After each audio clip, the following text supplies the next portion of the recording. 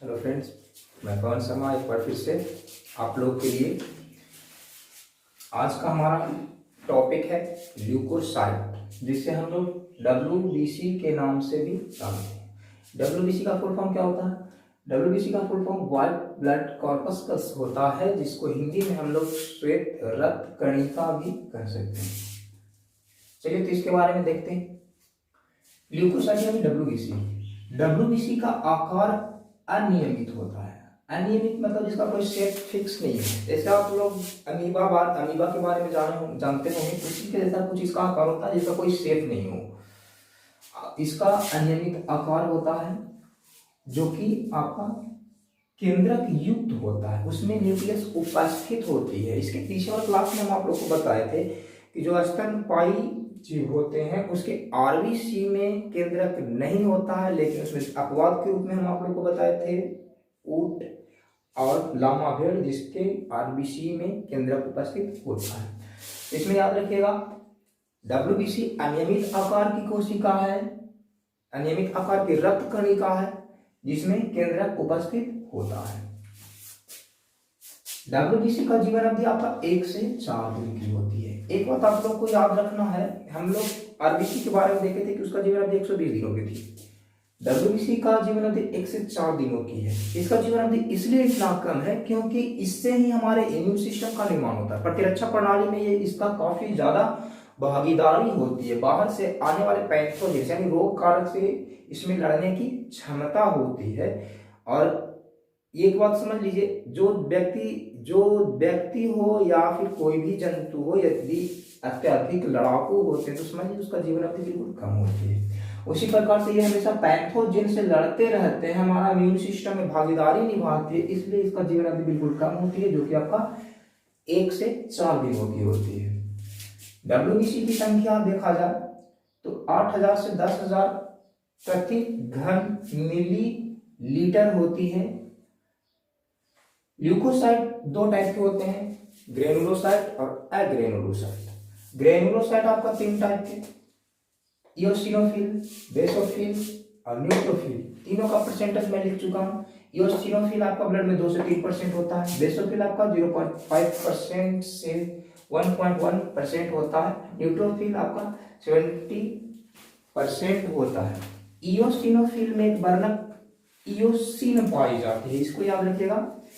Eosinophil में eosin नामक वर्णक पाई जाती है, जिसके कारण यह आपका बिल्कुल रंगहीन होता है।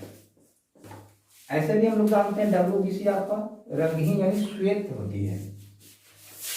चलिए अब हम लोग अग्रेनुलोसाइट पर चलते हैं। अग्रेनुलोसाइट आपका 2 टाइप के होते हैं, लिम्फोसाइट और मोनोसाइट। यहाँ पे सबसे बड़ा जो आपका डब्ल्यूबीसी होती है वो है आपका मोनोसाइट, जो कि हमारे शरीर में आने वाली बैक्टीरिया को मारता है। इस बात को आप लोग याद रखिएगा। मोनोसाइट जो है वो आपका सबसे बड़ा डब्ल्यूबीसी है जो बैक्टीरिया से लड़ने का कार्य करती है। लिम्फोसाइट आपका सबसे छोटा डब्ल्यूबीसी है जो एंटीजेन तथा एंटीबॉडी को बनाने का कार्य करती है। आप लोग को पता होना चाहिए एंटीजेन तथा एंटीबॉडी क्या है। पीछे वाले क्लास में हम बताए थे एंटीजन और एंटीबॉडी में डिफरेंट क्या है। एंटीबॉडी तब स्रावित होते हैं जब एंटीजन उत्प्रेरक का क्रिया करती है। इस बात को याद रखिएगा। एंटीबॉडी कब स्रावित होगा? जब एंटीजन उत्प्रेरक का कार्य करेगा। और एंटीजन उत्प्रेरक का कार्य कब करता है? जब हमारे शरीर में कोई बाहर से पैथोजेन आ जाते हैं, यानी रोग फैलाने वाले कारक आ जाते हैं, तब हमारे शरीर में एंटीजन एक्टिव होता है और उसके बाद हमारे शरीर में एंटीबॉडी बनना शुरू होती है। लिम्फोसाइट आपका 2 प्रकार के, बी लिम्फोसाइट और टी लिम्फोसाइट। इसके नाम में ही आपको कुछ शॉर्टकट ट्रिक छुपे हुए हैं, जिसके बारे में हम लोग को बताने जा रहे हैं। बी लिम्फोसाइट का निर्माण कहाँ होता है? बी से याद रखिएगा, बोन मैरो यानी अस्थि मज्जा। लिम्फोसाइट दो type, B lymphocyte, T lymphocyte. पूछा जाए बी लिम्फोसाइट का निर्माण कहाँ होता है तो हम लोग बोलेंगे बी अर्थात बोन मैरो। उसी प्रकार से टी लिम्फोसाइट का निर्माण कहाँ होता है तो टी का अर्थ यहां हो जाएगा थाइमस। टी लिम्फोसाइट का निर्माण कहाँ होता है? थाइमस में। बी लिम्फोसाइट का निर्माण कहाँ होता है? बोन मैरो में। चलिए इससे आगे बढ़ते हैं। यहां देखा जाए डब्ल्यूबीसी का निर्माण स्थल bone marrow, lymph node, spleen. Bone marrow अस्थि मज्जा, लिम्फ नोड लसिका गांठ और स्प्लीन प्लीहा। प्लीहा को हम लोग और भी नाम से जान रहे थे, पीछे वाले क्लास में आप लोग बता चुके हैं। स्प्लीन, प्लीहा को हम लोग ब्लड बैंक भी बोलते हैं और कब्रगाह भी बोलते हैं, क्योंकि इसमें ब्लड बनते भी हैं, डब्ल्यूबीसी बनते भी हैं और आरबीसी मरने के बाद, डेड करने के बाद स्प्लीन में ही स्टॉक होती है। इसलिए इसे हम लोग ब्लड बैंक के नाम से भी जानते हैं। तो इतना आपका ल्यूकोसाइट का कॉन्सेप्ट था।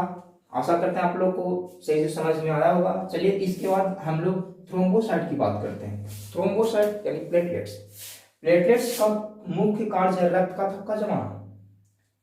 प्लेटलेट्स आपका साइटोकाइनेज जैसे एंजाइम को स्रावित करता है, जिसके कारण आपका फाइब्रिनोजेन फाइब्रिन में चेंज होता है और वही फाइब्रिन रेशेदार प्रोटीन होने के कारण रक्त का थक्का जमा पाता है।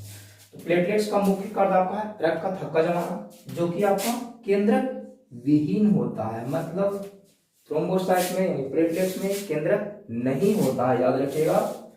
आरबीसी में केंद्रक नहीं होता है, अपवाद के रूप में ऊट और लामापेट को छोड़कर। उसी प्रकार से आपका ल्यूकोसाइट केंद्रक युक्त होता है। प्लेटलेट्स यानी थ्रोम्बोसाइट्स आपका केंद्रक विहीन होती है, मतलब उसमें भी केंद्रक नहीं पाए जाते। सिर्फ यही एक बात याद रखिए, जो डब्ल्यूबीसी होती है उसमें केंद्रक होती है और आरबीसी और प्लेटलेट्स में केंद्रक नहीं होती है।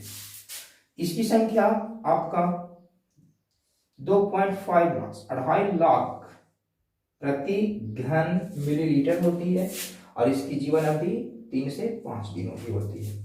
तो इसका थ्रोम्बोसाइट का सिर्फ एक ही कार्य आप लोग याद रखेंगे, रक्त का थक्का जमाना। कभी कभी क्या होता है कि जिसके शरीर में प्लेटलेट्स की कमी हो जाती है उसमें रक्त का थक्का नहीं जम पाती है। प्लेटलेट्स की कमी के कारण जब रक्त का थक्का नहीं बन पाती है तो ऐसी स्थिति में जब हमारे शरीर का पोडियम कटती है, डैमेज होती है शरीर की त्वचा, तो उससे निकलने वाली ब्लड आपका निरंतर प्रवाहित होते चली जाती है। एक स्थिति अब ऐसी आती है कि हमारे शरीर में कोई ब्लड नहीं बच पाता है। इसे हम लोग